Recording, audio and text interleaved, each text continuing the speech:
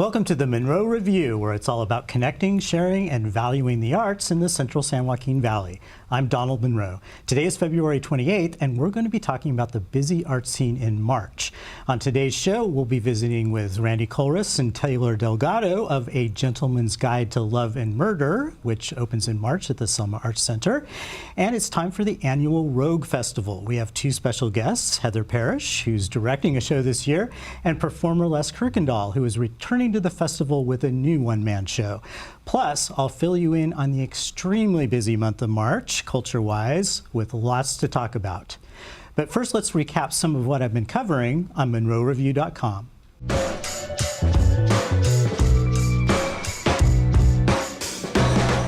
My most popular post in February is a piece I wrote about a dancer named Carl Puntz Kubero. He was part of the A18 dance company that offered a mesmerizing concert on February 24th at the Tower Theater. Kubero grew up in Porterville, and he was just another high-energy little boy until his third grade teacher saw something special in him after a class production of The Hunchback of Notre Dame, and it made her think he could be a dancer. The teacher, named Lynn Wise, signed him up for dance lessons at Deanie's Dance Workshop and actually paid for his first year. Kubero comes from a Filipino-American household, and his parents expected him to become a nurse, as his Filipino bloodline demands, as he puts it. But he kept being drawn to dance. Throughout his time at Monache High School, he continued with the lessons, and he ended up going to college at UC Irvine to study dance. Now he's a professional dancer with A18 and touring the country. I went to the Tower Theater performance. The athleticism and technique on display was exhilarating. The choreography ranged from quiet and sensual to robust and pounding. The emotional high point came at the curtain call. This was Kubero's first time to perform in Fresno, even through all those years living relatively close by, and it was a grand homecoming. His proud parents from Porterville were there, and they had never seen him dance with A18 before. The dancers stood in the line taking their bows, and as the applause continued, one of Kubero's fellow dancers pushed him out front. The audience went wild. It was one of those unforgettable moments in live performance. Thanks to the Lively Arts Foundation for bringing in this remarkable dance company.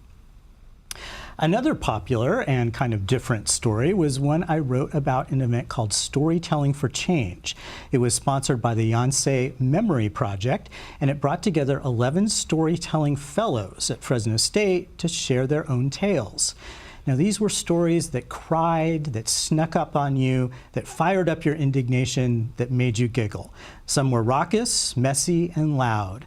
Others were delivered with a slight quiver in the speaker's voice, and you knew the act of delivering a monologue in front of 100 people could be a tale of triumph in itself. I picked 5 of these stories, and it was hard to narrow them down, and wrote my impressionistic responses. It was a beautiful event, and I like to think that my interpretation captured some of its emotional impact and charm. I covered several noteworthy performances in February. Among them was a new series focusing on new chamber music, sponsored by the Fresno Philharmonic and the Fresno State Music Department. The concert was a big success. Another popular post was my review of Selma Arts Center's The Curious Incident of the Dog in the Nighttime, which I called a beautifully kinetic, meticulously staged, fiercely act, and intellectually charged experience. And I thoroughly enjoyed the national tour of Rent, which offered a dynamic young cast that paid tribute to this landmark show's 20th anniversary. You can read these reviews and much more, including a video story about Fresno State's contemporary dance ensemble, at MunroReview.com. Now, let's welcome our first guests. Selma Arts Center is on a roll with popular titles so far in 2019. First Curious Incident, and now A Gentleman's Guide to Love and Murder, which opens March 22nd. Let's welcome stars Randy Kohlruss and Taylor Delgado. It's good to see you, Donald. Thank you for being here with us. Yeah, thanks for having us. So, Gentleman's Guide was a really big deal on Broadway a couple of years ago. Yes, it was. What for both of you, what was your reaction when you found out that Selma nabbed this title in just a couple years later and was going to be able to do the premiere for the Valley? Taylor, what did you think? I remember watching the Tony Award performance when they did I Decided to Marry You, and I don't keep up with Broadway too much, but I remember seeing this song and I'm like, I need to know more about this musical. And I really started listening to the music and getting to know the story. So when I heard that Selma was going to be doing this production, I just had to jump on that chance. It's a really great show with a lot of great characters and music, and I mean the costumes are fantastic as well. So it has a pretty peculiar title, you have to admit. Randy, what's the love and what's the murder? Okay. And who's the gentleman? The gentleman. Let's start there. So, A Gentleman's Guide to Love and Murder is about Monty Navarro, who is in love with Sabella. Where's the love? Unfortunately, she only marries men who, elevate her position in status or whatever. So she, fortunately for him, he finds out that he is in line for a large inheritance and an earlship. Unfortunately for him, however, there are 8 other relatives newly found in his way. So because absolute power corrupts absolutely, he begins to murder them all. So there's the murder. In the sake of love, I suppose. So, and that's a lot of murder, right? Yeah, it's certainly a lot of murder. And so we should say that this is set in like it's 1900s. Okay, so kind of Victorian times. Yes. So, and it was a time where social class and standing, that was a really big and important deal. If you didn't have social class and standing, you might be starving on the street, right? Yes. So, absolutely. So I guess the really fun thing about this show, I mean, there are a lot of fun things, but for you, Randy, is that the character you play is actually 8 different characters. Yes, it is that whole family that he has been adopted into, so to speak. Yes, I'm all 8 of his family members, the Dysquith family. Okay, yes. So you essentially have to die a lot. Yes, I die 8 times over. And that's got to be tough. I mean, I have always wondered, is it hard to die once in a show, but to have to die 8 times, that's got to be... It is a bit nerve-wracking, that's got to be a challenge. Yeah. So tell us a little bit about these relatives you play. Well, I have, there's many, of course, I won't go through them all, but largely is the present Earl, Lord Adelbert. He is a gluttonous ne'er-do-well who hates his wife and hates the poor. He does not understand the poor. Why don't they just be rich? Sounds like a charming guy. Yes, it is. I get inspired by Donald Trump a lot for that one. Oh, okay. But as there are others like Henry Dysquith, who is a countryman. Okay, so give us some Henry. Henry, well, he would be very happy to see you, Donald. He would like to show you his honey shack. He is an affection for beekeeping and, other men out in the country, let's say that. Yes. And what else? Well, we've got one more I'll do for you is Lady Hyacinth, who, well, she's a bit long-winded and very posh. She actually runs a lot of charities.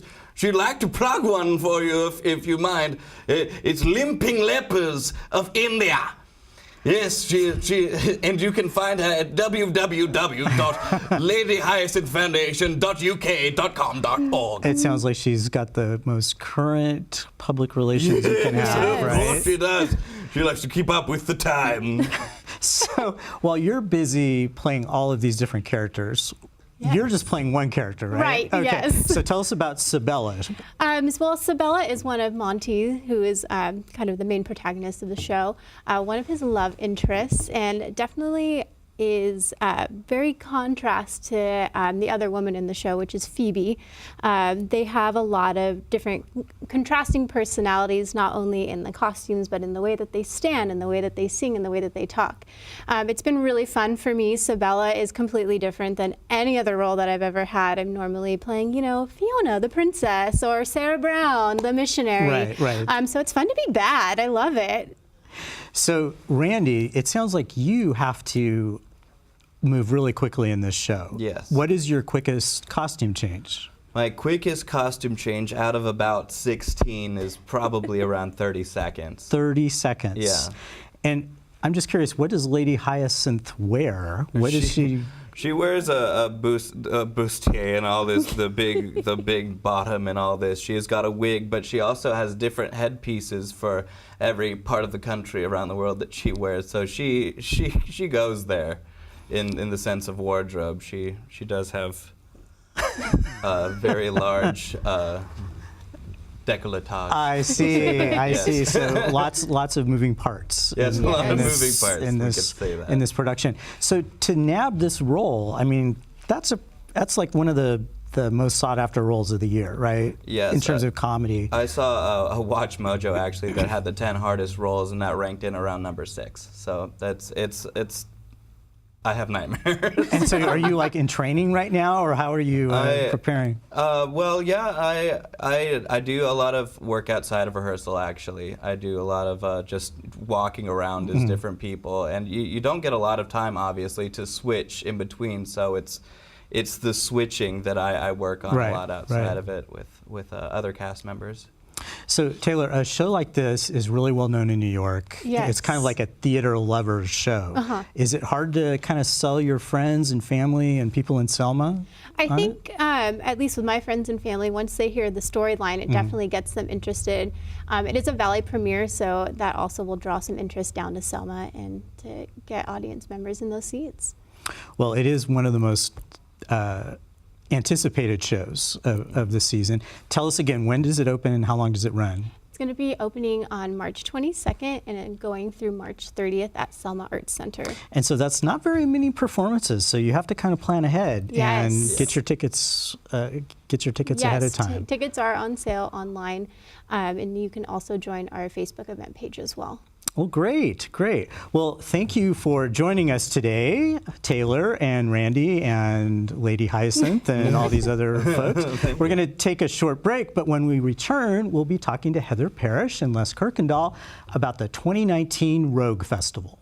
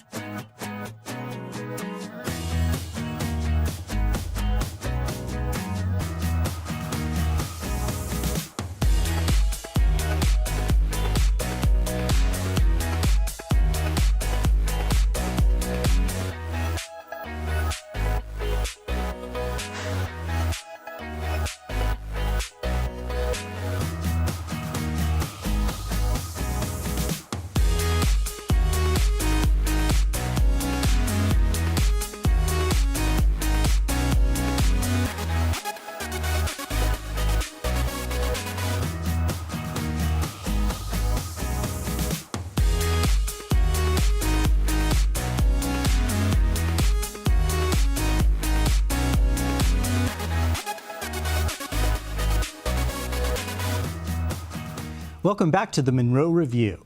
If it's the beginning of March and you're seeing performers walking around the Tower District passing out flyers, it means one thing. It's time for the Rogue Festival. We welcome two familiar names, one local, one out of town, to talk about this Fresno institution. Here is Heather Parish and Les Kurkendaal. Hi. Thanks for being here. Thanks for having us. This is like Rogue busy time, so I know it's crazy for both of you. So this is year number 18 for the Rogue. It is it's an adult. It's now fully grown up. Exactly. Can sign contracts and everything. So you are Heather, you have been the executive director in the past, and you are now in a transition year. Can you tell us about that? Yes. The Rogue Festival is one of those unique grassroots organizations where usually a local person who has some experience, either with the Rogue itself or producing other events, will step into the leadership role for a certain amount of time to kind of bring them to new blood, freshen things up a little bit, tighten things down a little bit. And then they move on their way. Most of the time they move back to becoming artists because very often they come from an artistic background. So I did my 2 years, and we're currently transitioning into Amber Street's first year, and she's a longtime venues producer with the festival. Okay. And Les, how many years have you been coming to the Rogue? God, I think like 6. 6. Okay, so you're based in LA, yeah. And you kind of lead the life that a lot of people fantasize about, right? You kind of travel around the country. How often are you on the road? What is your This year, schedule like? This year, I normally do festivals. Actually, this year the festivals are actually starting earlier. They normally start in June. My first festival this year is in April, and I'm going through the summer.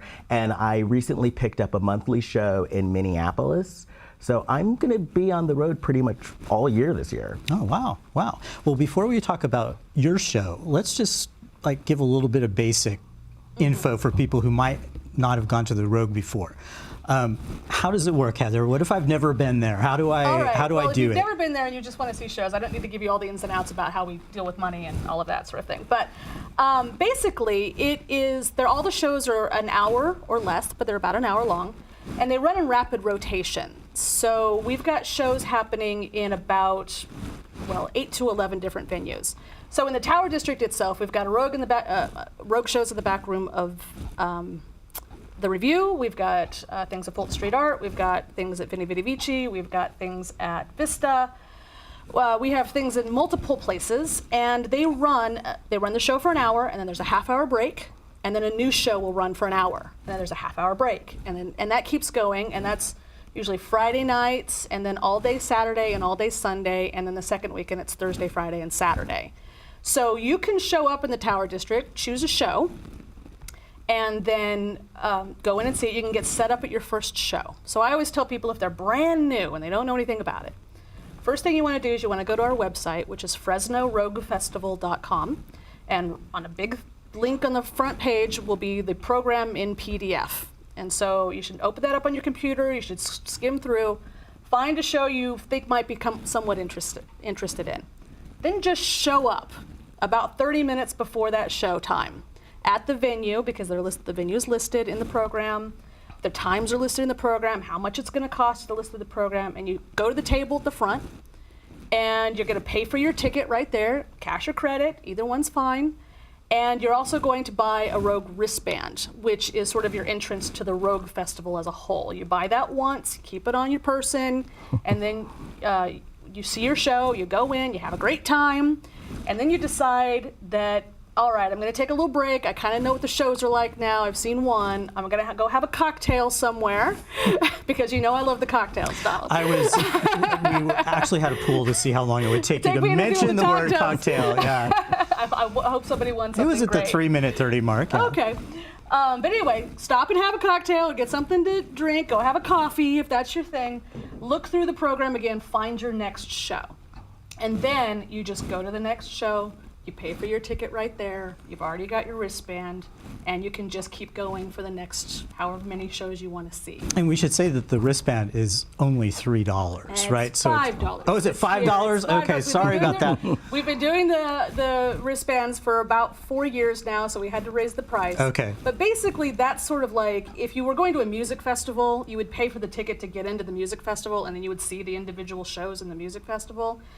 That $5 is your ticket to the Rogue Festival, and then you see the individual shows. Okay. So, Les, how many shows are you performing this time? How many? For the year? No. Oh. For the Rogue. I'm doing how 5 many shows. performances? You Five do 5. performances. Okay. So tell us about that. Tell us what your show's about. Okay, so my show is called Adventures While Black in Great Britain.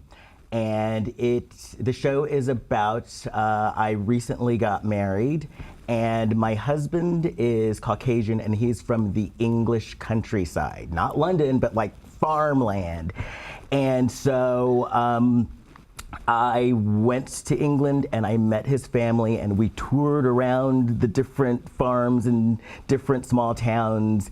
And so it's a fish out of water story about how I meet these people and the adventures that happen. We're actually going to have an excerpt of that in just a couple minutes. I wanted to show everyone the Rogue program this year. This is a real person, right? Yes. Tell us. So this is Marcel Nunes. This is Marcel Nunes. Nunes. Why is Marcel on the cover? Well, every single year the muse gets chosen in some form or another by the executive director. And this year the two producers, Amber Street and Vince Warner, decided that they wanted to honor Marcel as the founder of the festival. Since it has reached 18 years, and that's pretty unusual for a fringe festival. So they had Marcel sit for a portrait and be the face of the festival this year.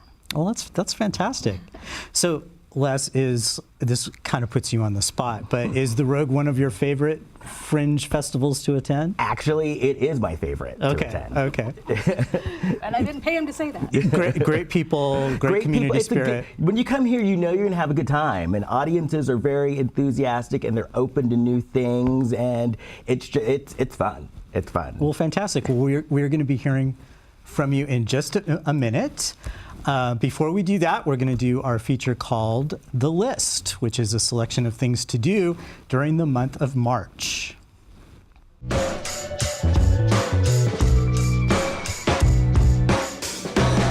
So, can you stop the beat? Not if you're Tracy Turnblad. The musical Hairspray returns to Roger Rocker's Dinner Theater on March 21st.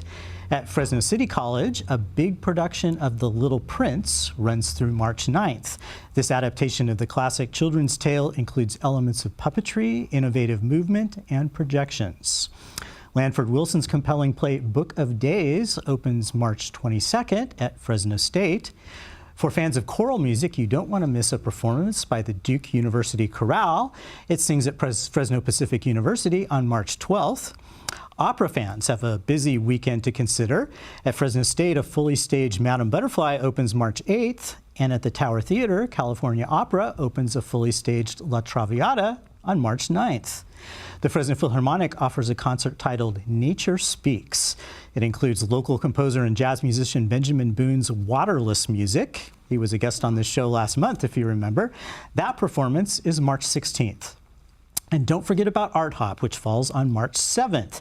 Two shows to talk about beforehand are photographer Steve Jarigian's launch of a new book at Spectrum Art Gallery and a big show at Sense of Place Gallery featuring the paintings of Adam Longotti and Daniel Keyes. We're going to take a short break, but when we return, a performance by Les Kurkendaal.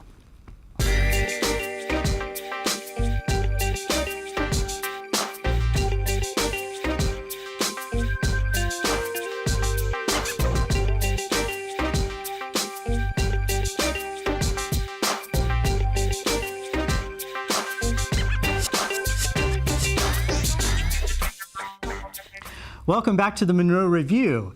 Here's Les Kurkendaal, who will be sharing with us from his rogue show, Adventures While Black in Great Britain. So Auntie Enid breezes in, and she's kind of a cross between the Dowager Countess from Downton Abbey and Joan Collins. So she looks at me and she says to my husband, John, "Oh, look what you brought back from America. I guess America's been good to you." And she looks at me and asks, "So, Les, what do you do for a living?" "An actor." "Oh, an actor.